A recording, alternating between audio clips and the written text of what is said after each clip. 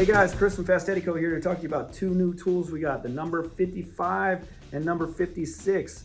The 56 is 4 bolts, fits a Linkert manifold, and the number 55 is 2 bolts. So this one will fit both stock Shovelhead manifolds with 2 bolts, as well as S&S 2-bolt manifolds, as long as you're running a Super E or a Super B carburetor, but it will not fit bigger manifolds like the Super G. So you have a monster motor running a Super G carb, this tester will not fit that manifold. These are great tools to have in your toolbox. I slapped one on this old Shovelhead just to see if I had any intake leaks, or to see how much air I was getting past the valve stem and the guide, or the face of the valve and the seat. And this thing surprisingly passed. We ship these with quick connect air fittings. We like these because most Mighty Vacs have rubber tips, and you can find an adapter that fits that fine.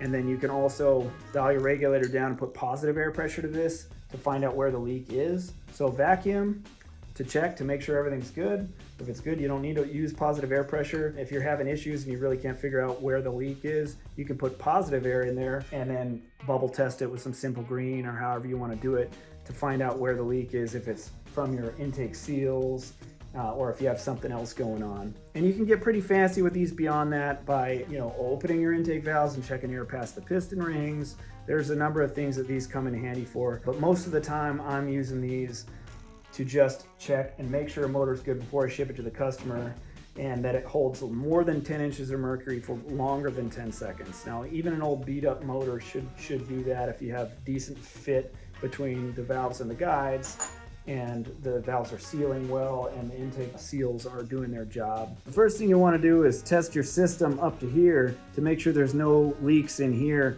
Before we expect the motor to pass, we got to make sure that at least this is good, so we're not just sitting there pumping on the motor for no reason. So find a smooth surface. I got like a little flat steel plate here, and put your test plate on it, and then make a couple pumps. 2 pumps. This thing went almost to 25 inches of mercury, and it's leaking down really slow. And if I have a big leak, I can, figure out where it is in the hose and make sure that there's no problem before we go to the motor.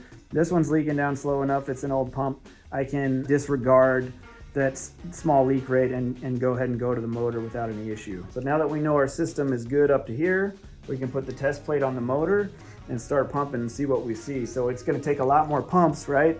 Because it's not just the test plate on a flat plate. I have this big volume of air I'm trying to suck out behind the manifold, but this is a beat up old Shovelhead motor, and I got it up to about 13 inches of mercury, so it's above 10, right? And it's taken longer than 10 seconds to draw down to 0, which is what you want. That's kind of like a minimum baseline.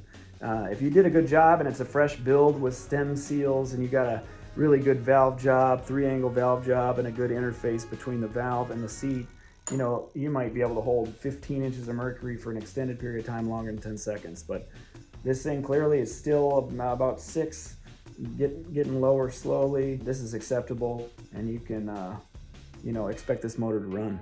So it's a really nice way to check that. Doesn't take up a whole lot of room. 100% made in America, Cerakoted by me. I tapped every one of those goddamn holes. I'm putting them all together too. So thanks a ton for your support, and see you guys soon.